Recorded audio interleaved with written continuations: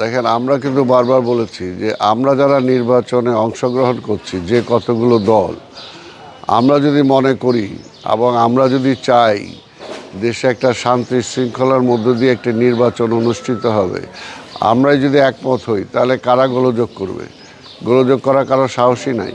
তো সেই জায়গায় আমরা ঐক্যমত পোষণ করলে, আমরা যদি সেই পরিবেশটা বজায় রাখার জন্য চেষ্টা করি, তাহলে তো এখানে গোলযোগ হওয়ার কোনো কারণ নেই।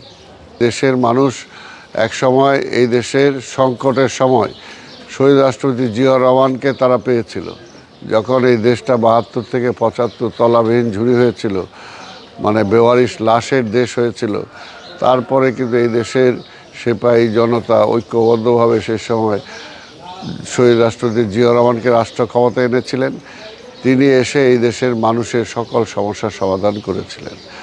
আবার একটা সময় এই দেশে গণতন্ত্র বিনষ্ট হয়েছিল। ৯ বছর সংগ্রাম করার পরে দেশনেত্রী বেগম খালেদা জিয়াকে এই দেশের মানুষ প্রধানমন্ত্রী বানিয়েছিলেন। আবার গত ১৭ বছরে এই দেশটাকে একটা ডাস্টবিনে রূপান্তরিত করা হয়েছে। সমস্ত অর্থনীতি সহ সব কিছুকে ধ্বংসের দ্বার প্রান্তে।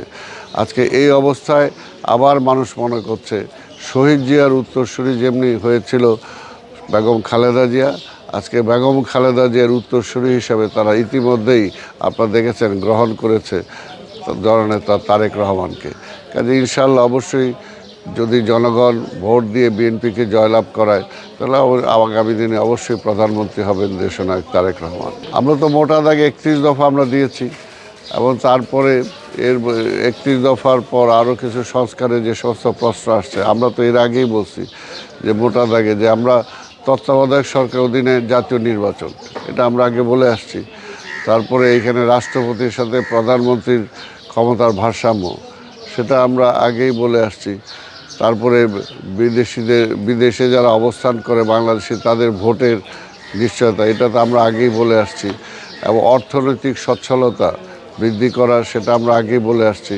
এবং আমাদের নিজস্ব কিছু প্রোগ্রাম আছে, যে ফ্যামিলি কার্ড আজকে মহিলাদের মধ্যে, আজকে কৃষক কার্ড কৃষকদের মধ্যে, আজকে শ্রমিক কার্ড শ্রমিকদের মধ্যে, আজকে বেকার যুবক যারা আছে তাদেরকে কর্মসংস্থান করা, এবং এই শিক্ষাক্ষেত্রে একটা পরিবর্তন আনা, যাতে একদম নিম্ন অর্থাৎ প্রাইমারি স্কুল থেকেই ছেলেমেয়েরা শুধু আজকে বাংলা ইংলিশ না,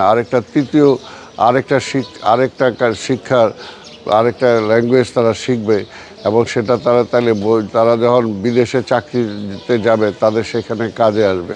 অর্থাৎ এই ধরনের অনেক কর্মসূচি কিন্তু বিএনপি গ্রহণ করেছে। কারণ এখানে দেখেন, আজকে একটা সাধারণ যার কোনো গৃহহীন, কিন্তু সে কিন্তু খায়, সে যদি একটা বনরুটি কিনে, সেখানেও কিন্তু সে সরকারকে ট্যাক্স দিচ্ছে।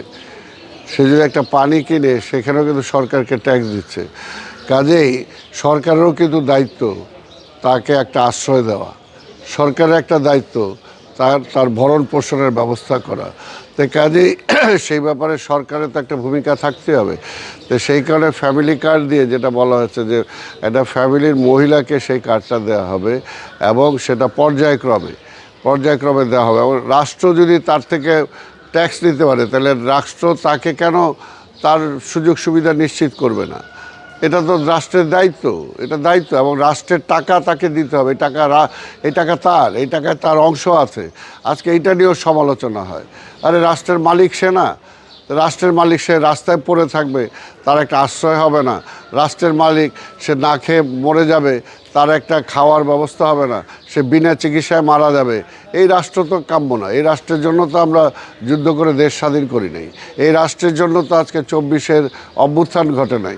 তো এখানে রাষ্ট্রের তার মালিকানা আছে, তার অংশ আছে, তাকে অবশ্যই সেই সুযোগ তাকে দিতে হবে।